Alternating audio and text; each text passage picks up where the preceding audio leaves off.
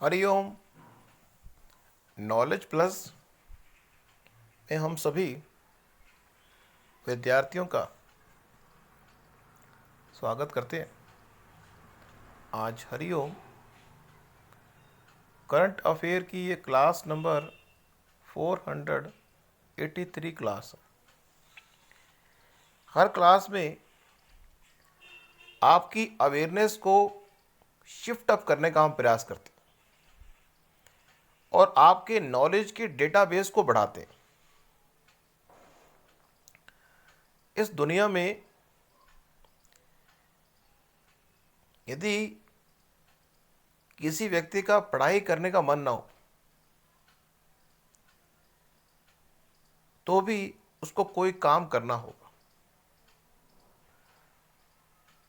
Skill जो है, पूरे वर्ल्ड के अंदर अगर हम स्किल की बात करें, whenever we are talking about skill,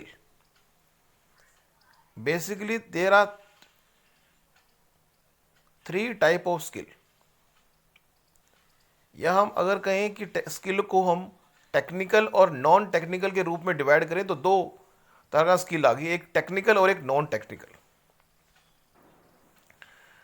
technical skill वो है जिसको कहीं पे आपको सीखना पड़ता है, और नॉन टेक्निकल स्किल है उसको कहीं सीखना नहीं पड़ता, लेकिन फिर भी लोग नॉन टेक्निकल स्किल को भी सीखते हैं।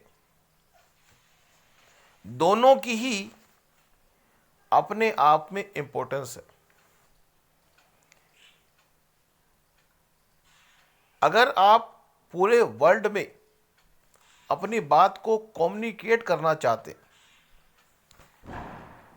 या तो आप पूरे वर्ल्ड में बोली जाने वाली लैंग्वेज को सीखें, या फिर एक दूसरा तरीका यह है कि आप एक लैंग्वेज पे आपकी कमांड हो, सिर्फ एक लैंग्वेज पे।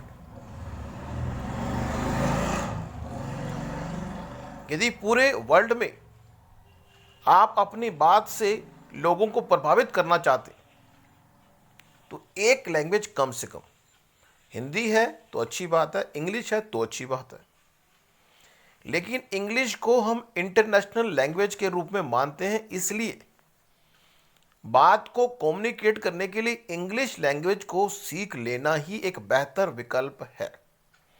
लेकिन लैंग्वेज को सीखना एक प्रकार की नॉन टेक्निकल स्किल में आता है। लेकिन अगर लैंग्वेज के आधार पर हम किसी चीज को किसी को सिखा रहे हैं और वो चीज क्या है, टेक्निकल है, तो टेक्निकल हुआ। जीवन में जो स्किल है उसमें किसी को भगवान को खुश करने की कला आती है तो भी स्किल है, किसी को किसी बात को कविता के रूप में कहना आता है वो भी स्किल है, किसी को नाटक के द्वारा अपनी बात कम्युनिकेट करने आती है, किसी को अपनी बात गा के लोगों को मोटिवेट करना आता है।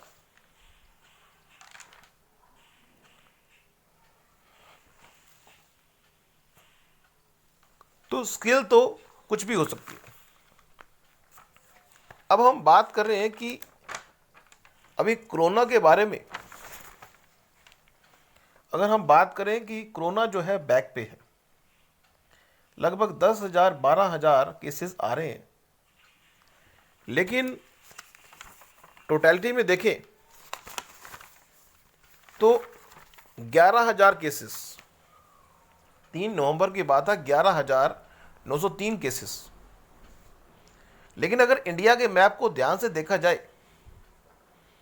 तो इंडिया का जो नॉर्थ एरिया है वो तो कोरोना से लगभग मुक्त हो चुका है, लेकिन कोरोना का जो साउथ एरिया है वो कोरोना के अभी भी इफेक्ट में है। और उसके अलावा अगर हम वेस्ट एरिया देखें और कुछ नॉर्थ का ऊपर का एरिया देखें, वहां पे मिडिल केसेस आ रहे हैं। मीन्स हम ए बी सी 3 कैटेगरी बनाए, जहां पे ज़्यादा पावरफुल है कोरोना अभी भी, वो ए कैटेगरी जो हमारा साउथ में पड़ती है। बी कैटेगरी वो जहां गुजरात है या नॉर्थ का कोई हिस्सा वहां पे है। उसके अलावा नॉर्थ में तो लगभग कोरोना ना के बराबर हो गया, लेकिन फिर भी डेंगू का खतरा दोबारा से प्रभावित कर रहा है।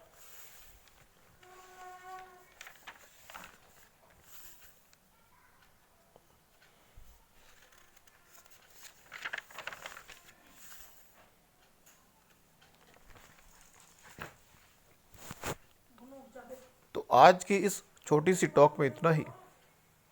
नेक्स्ट टॉक में कुछ और जानकारी हम आपको देंगे। Thank you so much.